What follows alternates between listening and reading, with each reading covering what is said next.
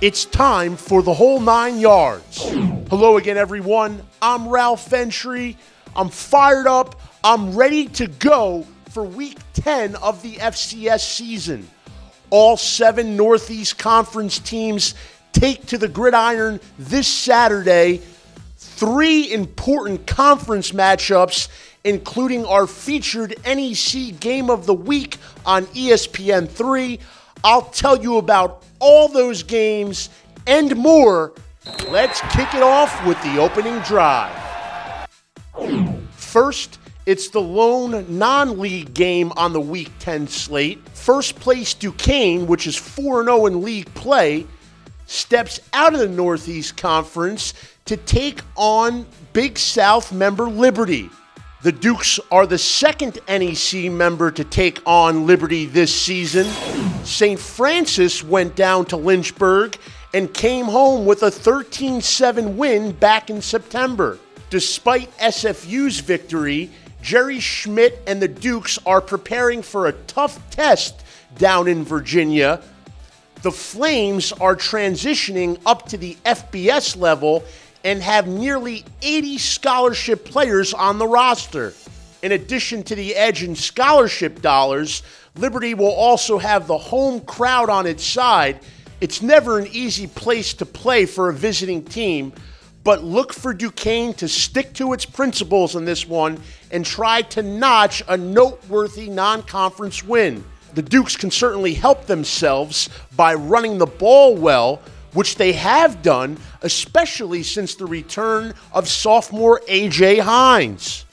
Hines rushed for 88 yards and 3 touchdowns in the Dukes' Week 9 win at Sacred Heart, and we'd be remiss not to mention the efficient play of the Dukes' passing game. First-year starter Tommy Stewart completing nearly 70% of his pass attempts this season, 22 touchdowns to only 4 interceptions. They'll try to continue that success against the Liberty Flames in Week 10. The first of 3 conference matchups that we'll examine will unfold on Staten Island, New York, where Wagner hosts Robert Morris, with both teams looking for that elusive first Northeast Conference victory. We'll have this battle live on NEC Front Row, and for those who will tune in at 12 p.m. Eastern Time, they'll see 2 of the NEC's sack leaders. Robert Morris's Gerald Ferguson is second on the league leaderboard with 7.5 QB takedowns, while Wagner linebacker Quentin Hampton has 6.5 sacks. That's good for 3rd in the league. Another interesting element to focus on in this one, the kickoff return game. Wagner has a dangerous sophomore in Myron Morris. Meanwhile, on the other side, Robert Morris has rookie Harrison Dreyer, who took one 100 yards to the house a few weeks ago. Seahawks, Colonials, NEC Front Row, some big plays await. Next, we go to New Britain, Connecticut. The CCSU Blue Devils against the defending NEC champion St. Francis Red Flash. At 3-0, the Blue Devils are one of 2 remaining NEC unbeatens. Meanwhile, St. Francis at 3-1 is only 1 game out of first place. Turnover margin is a key reason why both of these teams enter Saturday's matchup with winning records. In fact, they're the top 2 teams in the conference when it comes to taking care of the football. Central and SFU are both plus 12 in TO margin for the season, and they're barely turning it over once a game. Another similarity between CCSU and SFU, well, they have receivers who can stretch the field. Central Connecticut's Courtney Rush has 2 touchdown receptions of at least 70 yards this season. Then, for SFU, it's sophomore Cyrus Holder. He hauled one in 56 yards down the field on a late go-ahead touchdown drive against Towson. Then, against Duquesne, he pulled in a 51-yard pass, but the play was negated due to a procedure penalty. Two big play threats who can stretch the field and change the game. Check them out, NEC Front Row, Saturday, November 4th. And now for the NEC's featured game of the week on ESPN3. We're going up to Smithfield, Rhode Island, where the Bryant Bulldogs host the Sacred Heart Pioneers in what has been a budding rivalry in recent years. We'll have more details on that later in the show. As for Saturday's head-to-head matchup, one of the teams runs the ball really well. In fact, Sacred Heart does it better than anyone in the NEC, averaging 190 rush yards per contest.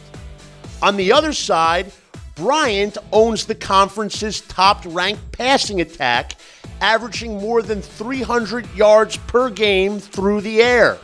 On the defensive side, fans will be treated to a pair of exciting linebacker tandems. For Sacred Heart, C.J. Parvalis and Kevin Barry both rank amongst the NEC's top 7 leaders in tackling this season.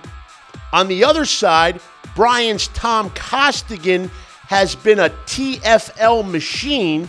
We'll explain more on that later in the show. The Bulldogs also feature Jesse Nemerowitz. The sophomore missed the season's first 5 games due to injury, but in 3 games since his return, he has 33 tackles. Primetime defenders, a top-ranked run game, a top-ranked passing attack, plenty of reasons for you to tune in to Sacred Heart at Bryant on ESPN3, 12 p.m. Eastern Time. Paul Dottino, Kevin Gilbride, John Schmelk on the call. It's our weekly look at the NEC stock market. Let's see whose value is on the way up. I mentioned his name just moments ago on the show. He is the Stats FCS National Defensive Player of the Week, and his name is Thomas Costigan. The junior linebacker played like his hair was on fire in last week's win at Wagner. 11 total tackles, 10 solo, 4 tackles for a loss. Those are the TFLs I was talking about. And 9 of the 11 stops limited Wagner to a 3-yard gain or less. For the season, Costigan has a league-leading 8 quarterback sacks. He had 2 of those against Wagner. And he's forced an NEC-high 3 fumbles. Tom Costigan is a NEC leader. He's a National Defensive Player of the Week, and his stock is on the way up. Even I need a breather once in a while, so hit me with the Twitter timeout. This week's featured tweet comes from Central Connecticut head coach Pete Rosamondo. The Blue Devils were idle this past week, and Coach Rosamondo was obviously chomping at the bit for some football. Sunday night, he fired off this tweet, and understandably so, the man is excited for this week's matchup against St. Francis U. A tremendous opportunity for a CCSU program that began the season 0-3, but has not lost since. The Blue Devils' 5-game win streak is the program's longest since the 2010 season. As you can see, Coach Ross and the Blue Devils are working hard to try to extend that streak come Saturday. Omaha, Omaha. It's time for the NEC Audible. Since Bryant joined the conference for the 2009 season, a little rivalry has begun to develop with the Bulldogs' neighbors to the south. Just take a quick listen to Bryant Senior fullback Jake Wiswall, and you'll understand just how important this Bryant-Sacred Heart rivalry has become. This game is like no other for us. We view that red team as our fiercest competitor. We've had great competition with them over the years, and we've always viewed this game as we always mark it on the calendar. It's a big game, and they better be ready because this is no normal game. You know, last year we came to their home field and we took that W, and we also took that golden hammer from them. And right here, this year, we're playing for the golden hammer again. Sacred Heart, I hope you're listening. Yeah, man, that's amazing. Well, let's take a look at these eye-popping numbers this week. What has me in a state of amazement? It's Bryant's sophomore Gene Constant. You may remember Gene from last week's game at Wagner, where he scored 3 touchdowns, including a 100-yard kickoff return for a score. And when it comes to all-purpose yardage, this man is a machine. He's tallied at least 117 all-purpose yards in every game this season. His 160.3 all-purpose yards per game average ranks 3rd overall amongst football championship subdivision leaders. Gene Constant is piling up the yardage as good as anyone in the FCS, and stats amazing. So I've done my job. I've prepared you for a full week of Northeast Conference football. Now it's time for you to do yours. Get out and enjoy the games. 2 on NEC Front Row, 1 on the Liberty Flames Sports Network, and of course, Bryant versus Sacred Heart in the NEC Game of the Week on ESPN3.